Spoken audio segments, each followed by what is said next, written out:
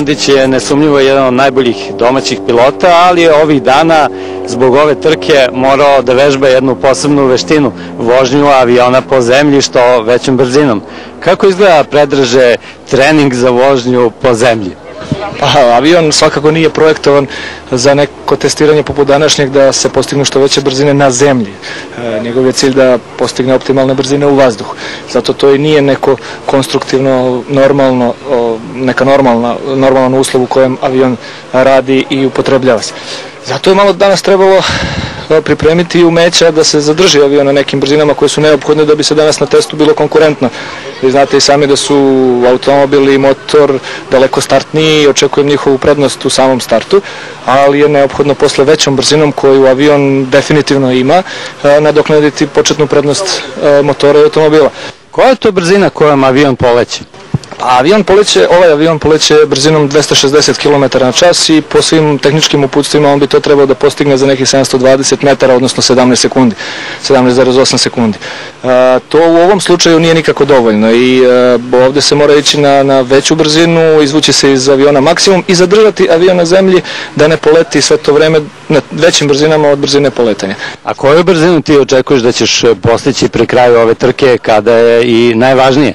Pa na onom mestu na kojem smo označili kraj testa, da kažem, i očekujem negde oko 350 km na čas uz naravno primjenu raznih tehnika da se do toga dođe. A koje su to tehnike, možeš da nam otkriješ? Pa, tehnika nema, znači tajni nema. Znači problem je samo da se pilotiranjem optimalno postignu sve uslovnosti da avion što brže ubrzava. Naravno svako kočenje, ispravljanje pravca i tako dalje ometaju zadržavanje nosa na zemlji i tako dalje, usporavaju avion. Bitno je da mu dozvolimo da optimalno ubrzava, da se zadrži pravac, da se bude bezbedno i da ga ne kočimo na jednom trenutku. Ovaj avion zove se Orao, a Predraga Bandića zovu Dete Orla. Želimo mu puno sreće u ovoj našoj trci. Dok su fotoaparati škljocali, a kamere slikale 3 takmičarska vozila na pisti aerodroma, njihovi piloti, svaki sa svojom pratnjom, dogovarali su poslednje detalje. Iako je atmosfera bila opuštena, neko je primetio da su takmičari seli što dalje jedan od drugog. Reč je o osobama koje, naviknute na pritiske i izazove svog zanata, nikako ne vole da budu na gubitničkoj strani. Jedni su pretili vojnom moći aviona, drugi strahovitim ubrzanjem motocikla, a treći performansama automobila kojem je za ovu priliku snaga povećana chip tuningom na čak 490 konja. Ne mora, nemam ja šta da... Ali ja mislim da kontrola leta zna kad krenu, ja mislim...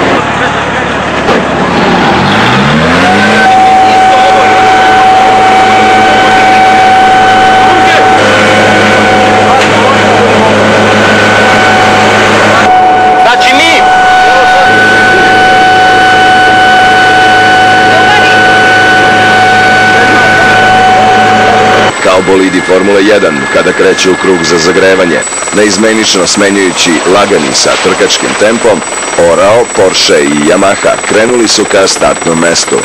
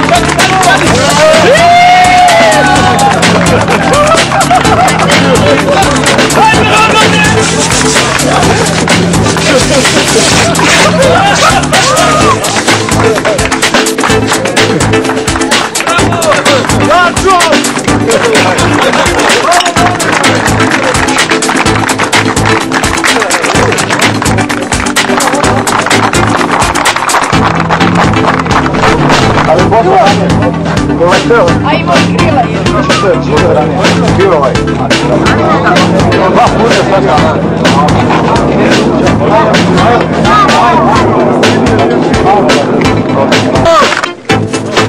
Ko hoće sad s pobjednicima da se slika, izvolite.